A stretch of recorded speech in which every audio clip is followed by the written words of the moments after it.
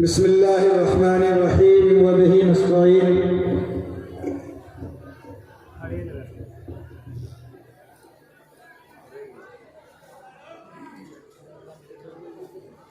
इधर जो लोग बोल रहे हैं मछली मार्केट में, उनसे गुजारिश है कि सौराठी और बुआरी यहाँ पर है, केंद्रा पोथी में मत लगिए, इधर आइए। बाबू ये बेटा बैठ जाओ। ये मोबाइल वाला सर कहाँ चला गया? ससुराल चला गया भोज खाने के लिए। अऊज़ु बिल्लाहि मिनश शैतानिर रजीम, बिस्मिल्लाहिर रहमानिर रहीम। क़ुल या इबादियल्लज़ीना असरफ़ू अला अनफ़ुसिहिम ला तक़नतू मिन रहमतिल्लाह इन्नल्लाहा यग़फ़िरुज़्ज़ुनूबा जमीआ इन्नहु हुवल गफ़ूरुर रहीम।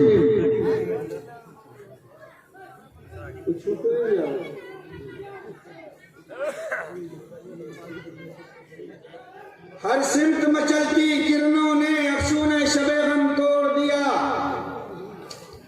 हर सिमत मचलती किरणों ने अफ़शूने शबे गम तोड़ दिया। अब जाग उठे हैं दीवाने, दुनिया को जगा कर दम लेंगे। ये बात आया है दुनिया पर, हम फूल भी हैं तलवार भी हैं, या बस में जहां महकाएंगे या खूह में नहा कर दम लेंगे। माशाअल्लाह। सोचा है कफील अब कुछ भी हो, हर हाल में अपना हक लेंगे। इज्जत से जिए तो जी लेंगे या जामे शहादत पी लेंगे। कभी बंदूक गोला बम के आदी हो नहीं सकते, बेशक। कभी बंदूक गोला बम के आदी हो नहीं सकते। नबी के चाहने वाले फसादी हो नहीं सकते। कभी बंदूक गोला बम के आदी हो नहीं सकते। नबी के चाहने वाले फसादी हो नहीं सकते। ये मदरसे कुरान की अहादीस की तालीम देते हैं, यहाँ पैदा कभी आतंकवादी हो नहीं सकते। माशाअल्लाह, सुभान अल्लाह में तो बड़ा जोर है भाई। फैसल रशीदी साहब कह रहे हैं आप तो सुभान अल्लाह कहलवा लिए, लेकिन आपको इनाम नहीं मिला। आइए मैं इनाम लेता हूँ आपसे। फैसल भाई चलिए क्या? चलेगा? सुने आपके ख्याल में बगल हो जाइए ना, आप आ जाइए। ये जोश है मुर्गा का। अच्छा जज़ाकल्लाह। ख्याल में बगल में सनम नहीं रखते। हमारे सामने इस वक्त के आलमी शोहरत याफ्ता शख्सियत ज़ुर्रतुस सालिहीन, रईसुल मुतकल्लिमीन, इमामुल वाहिदीन और रहनुमाए कौम मिल्लत हज़रत मौलाना अब्दुल तव्वाब साहब तशरीफ फरमा है। बेशक उनके सामने जो गुफ्तगू है और ये गुस्ताखी है मादरत के साथ कि ख्याल में बगल में सनम नहीं रखते। कदम जमीन पे नापाक हम नहीं रखते। ख्याल में बगल में सनम नहीं रखते, कदम जमीन पे नापाक हम नहीं रखते। अरे हम मुसलमान हैं, वतन से प्यार करते हैं, मुसल्ला रखते हैं, झोले में बम नहीं रखते। सुभान अल्लाह, क्या बात। मुसल्ला रखते हैं, झोले में बम नहीं रखते। अब आगे सुनिए शेर के। ठीक है। हकीर सर्रे फजा में बिखर गए होते, हकीर सर्रे फजा में बिखर गए होते, तबाहियों की हदों से गुजर गए होते। गुनहगार तो ऐसे हैं हम कि बस तौबा, खुदा करीम न होता तो मर गए होते। आगतम भूतलम स्वागतम जुदकरम जीवनम मंगलम। क्या बात है भाई? सोच रहे नहीं कौन चतुर्वेदी आ गए। हम अठरवेदी हैं। चतुर्वेदी तो बहुत सुना होगा आपने, अठरवेदी को सुनिए। ये मोबाइल वाला छोरा सब कहाँ गया? आजा बेटा, आज तेरा मेरा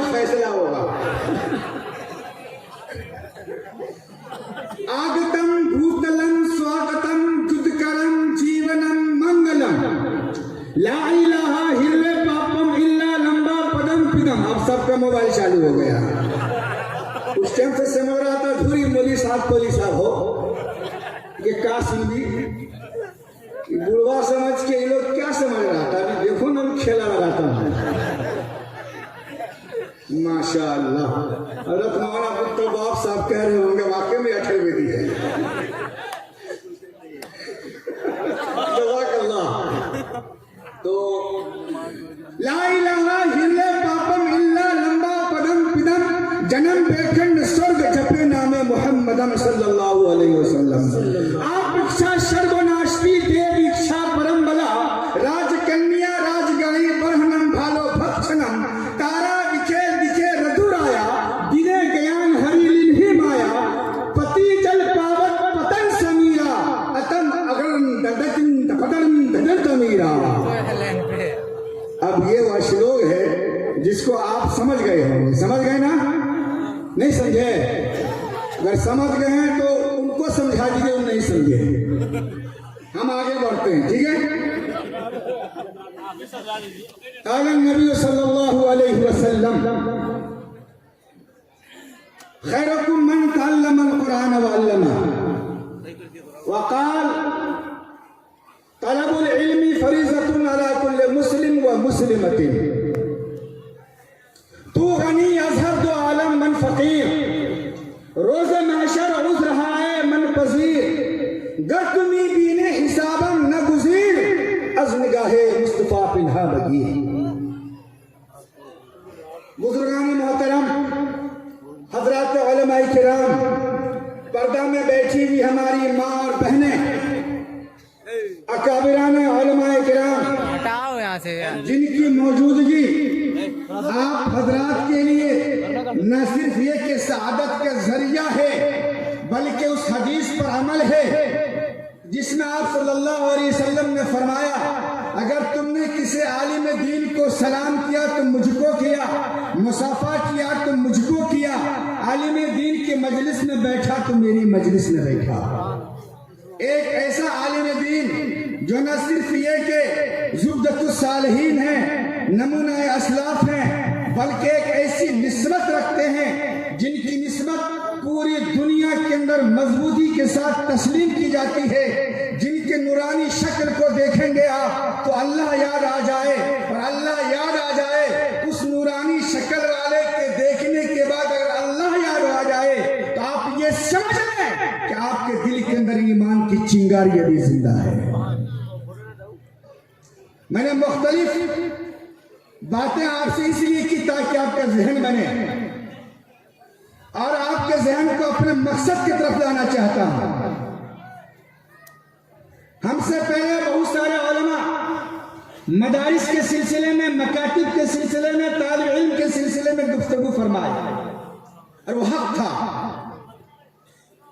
लेकिन यह भी एक हक है कि मदारिस इस्लामिया को हम लोगों ने तिरछी निगाहों से देखा है। हम मुजरिम हैं, हम उस सफ में खड़े हैं जहां से हम गैरों को अपने तरीके से फिक्री तौर पर मदद कर रहे हैं। चौक पर, चौराहे पर, बाजार में, गलियों में, शहरों में, घर में, घर के माहौल में जहां देखो मदरसे की बुराई हो रही है, उलमा की बुराई हो रही है। उलमा की बुराई करने के बाद यूं लगता हो कि गोश्त का जो टुकड़ा हमारे पेट में वो हजम हो गया हो।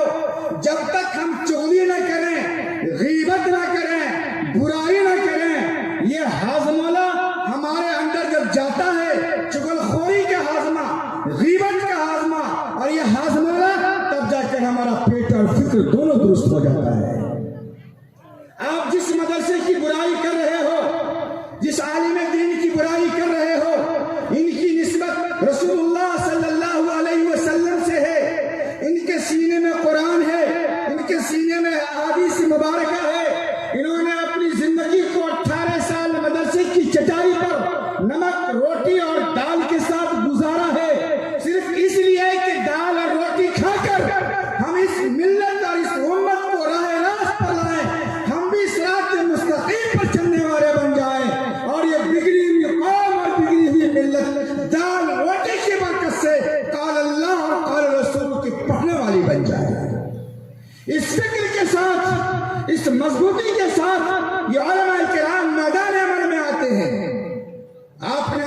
सुना, तुम में से बेहतरीन इंसान वो है जो कुरान पढ़ता है और कुरान पढ़ाता है, कुरान पढ़ता है या कुरान पढ़ाता है। दुनिया का सबसे बेहतरीन इंसान, कुंतुम खैरा उम्मतिन, इसमें भी लफ्ज खैर।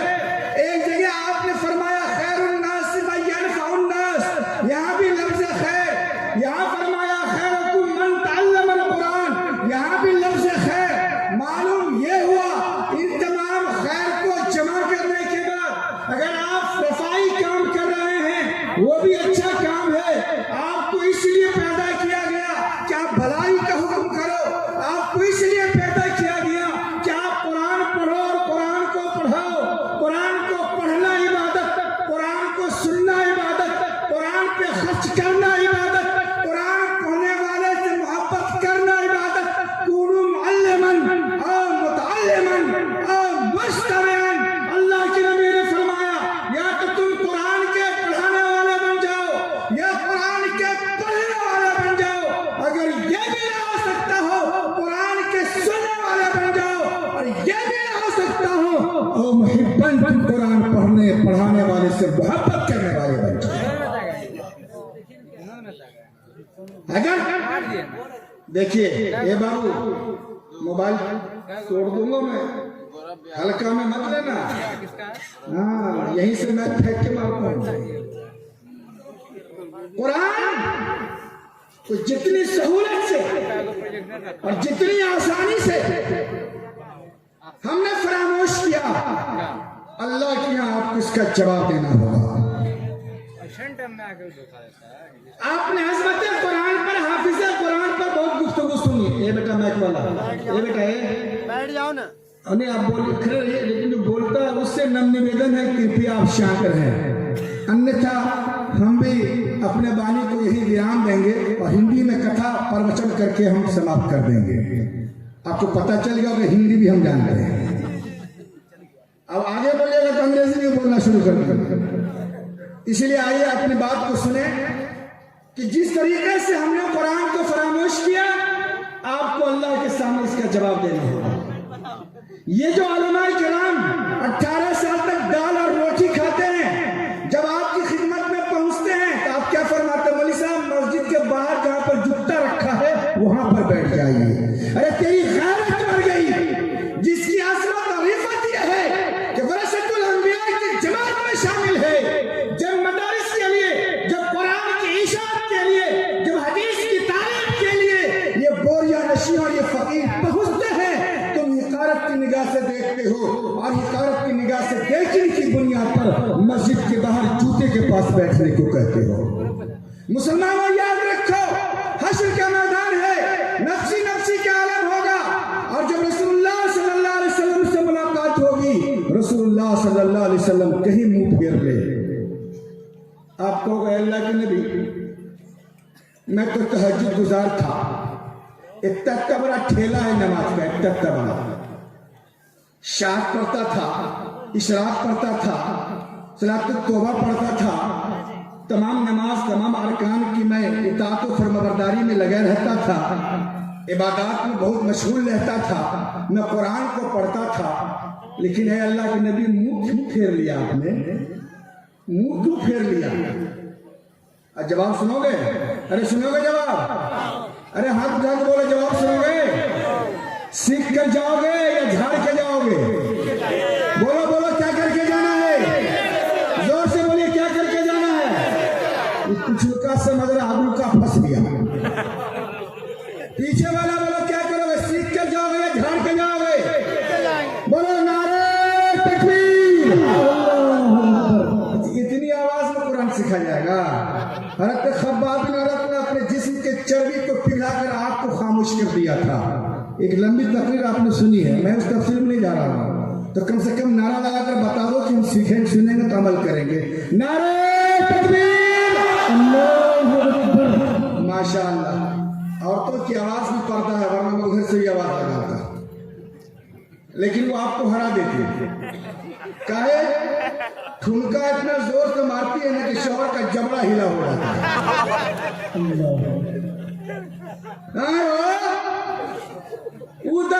दुनिया महीना में 18,000 का मोबाइल खरीद के है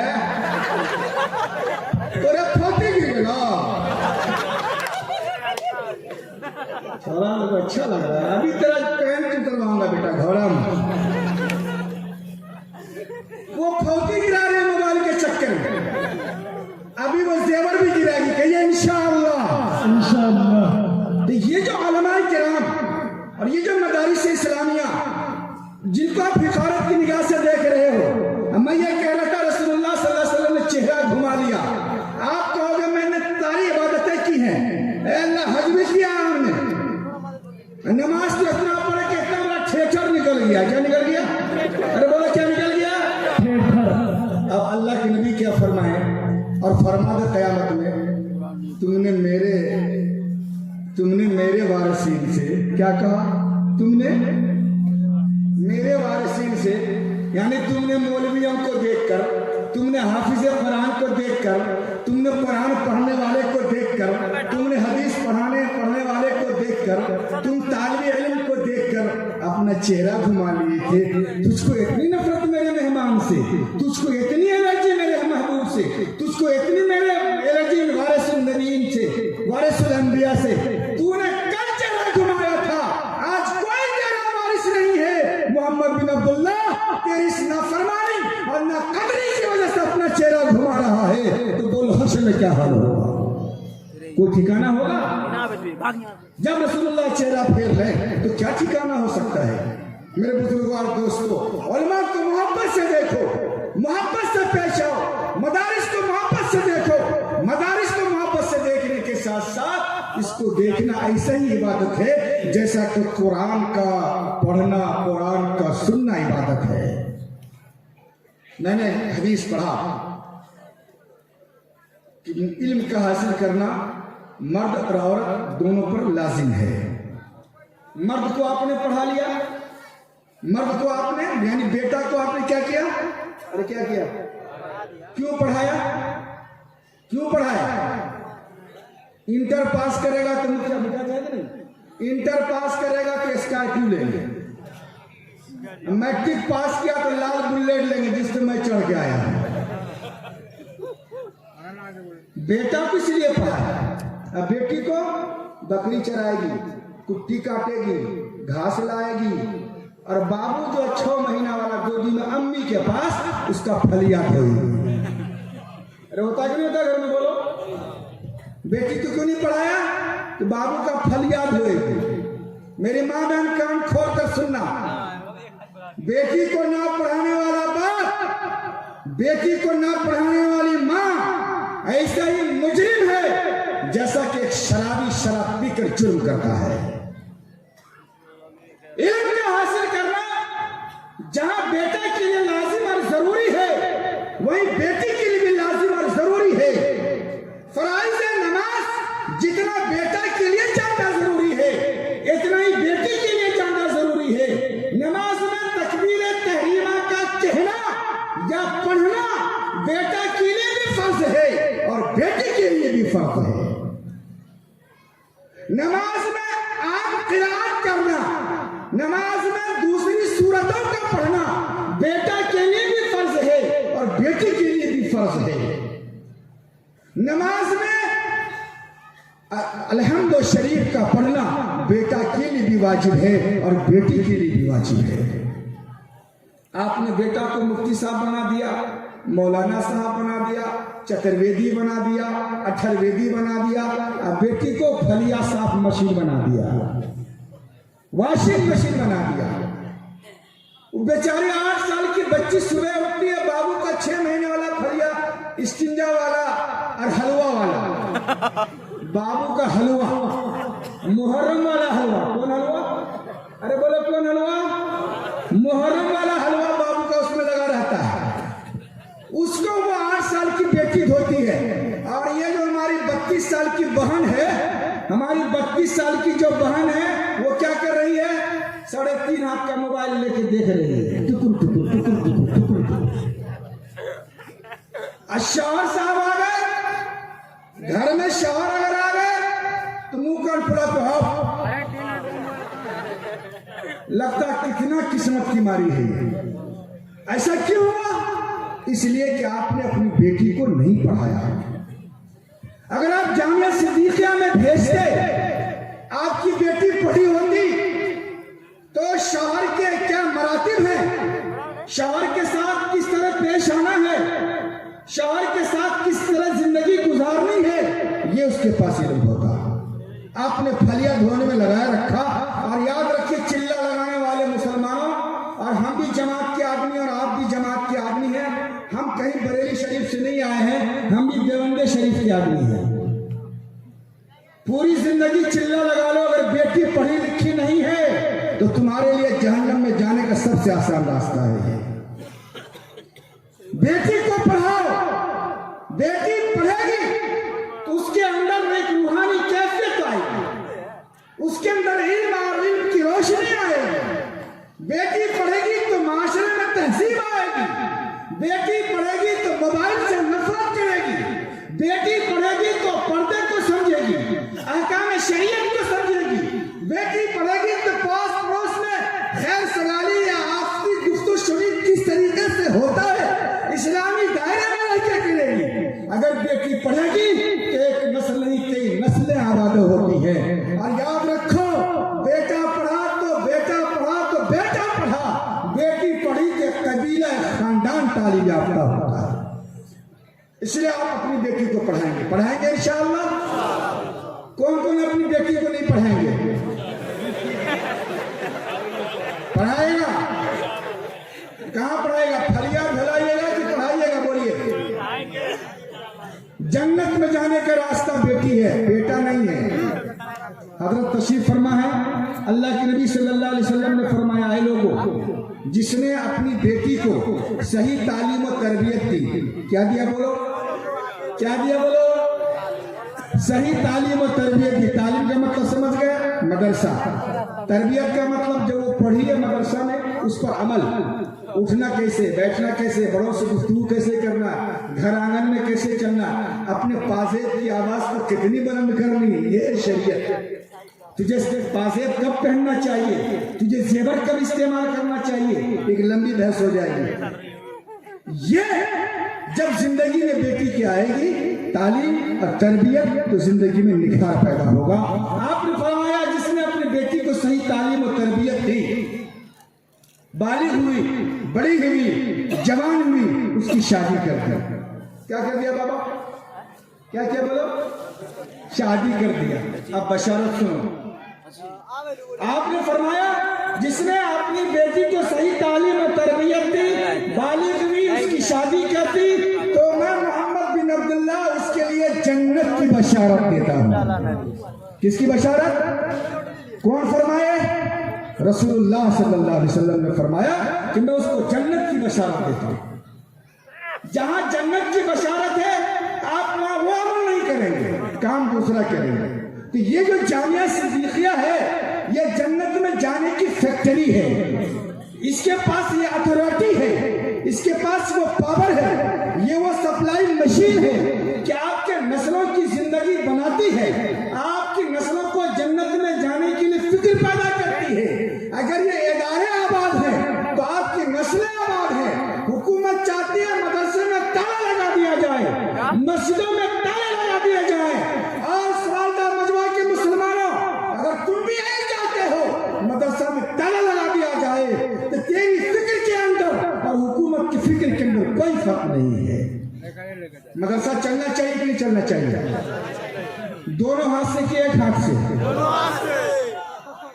ऐसे ऐसे करके पूरी ताकत से बोले चलना चाहिए।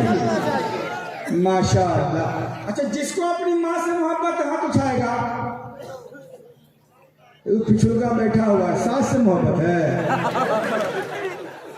वाह, माँ से मोहब्बत है। अब बाप से जिसको मोहब्बत है, दोनों हाथ उठाओ।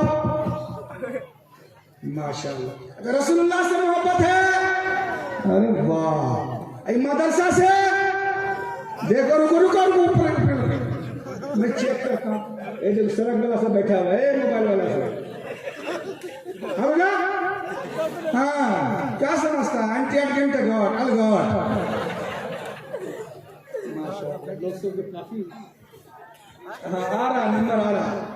इनको मदरसा से मोहब्बत है ना? तो अरे है ना? अच्छा, हमारे बिहार में हजरत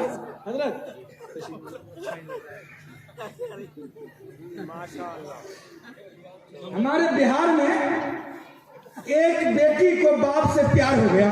क्या हो गया? अरे बोलो क्या हुआ? प्यार का क्या मतलब होता है?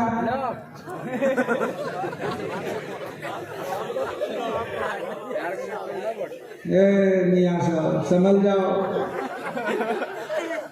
बेटी को बाप से प्यार हुआ, मोहब्बत हुआ। अब बेटा को भी, अरे बोलो बेटा को भी प्यार और मोहब्बत हुआ। बेटा का मुझे उप मुख्यमंत्री बना दो। क्या बना दो? बोलो, अरे बोलो, बेटा क्या बोला? उप मुख्यमंत्री बना दो। बेटी क्या बोली? मेरे बाप तेरे लिए मेरा किचली हाजिर है, तू जिंदा सलामत रह, मेरी यही कामयाबी है। अरे हुआ कि नहीं हमारे बिहार में? अरे बेटी दी कि नहीं दी कितनी? अरे चुपो, कितना बेटा जो बाप के लिए कितनी देगा? हाथ उठाओ, देगा कितनी बाप के लिए? ऐसे ऐसे क्या करता? बुरा उठाओ। अच्छा चलो, हम कितनी नहीं मांगेंगे, हम कितनी नहीं मांगेंगे। अच्छा, माँ के सीने से हमने दूध पिया। क्या पिया? 2.5 साल तक, है ना? तब जाकर के हम चुनमुन गुनमुन हुए। अगर चुनमुन गुनमुन थे हम, तो हम उसका 2 साल 2.5 साल के थे। अब हमने माँ के गोद में इस्तेंजा कर दिया, पेशाब कर दिया, और पाखाने का कलर करवा वाला हो गया। कौन कलर होता है ना बच्चा? बाबू का पाखाना कैसा हो? करवा, करवा का करवा तेल का रंग जैसा होता है। अब माँ क्या बोलती है? देखो माँ, अरे माँ देखो, माँ माँ होती है। माँ क्या बोलती है? आहा, हमरे बाबू के पेट में मचोड़ा है। अरे बोलती कि नहीं बोलती? क्यों बोलती है? क्यों बोली? बोलो बोलो, क्यों बोली? वो करवा वाला कलर देख करके। बाबू जब लेटरिन किया और बाबू का लेटरिन पतला था, करवा तेल की तरह उसका कलर था, तो माँ क्या बोलती है? बाबू के पेट में मचोड़ा। बोलते कि नहीं बोलते? सही बात है ना?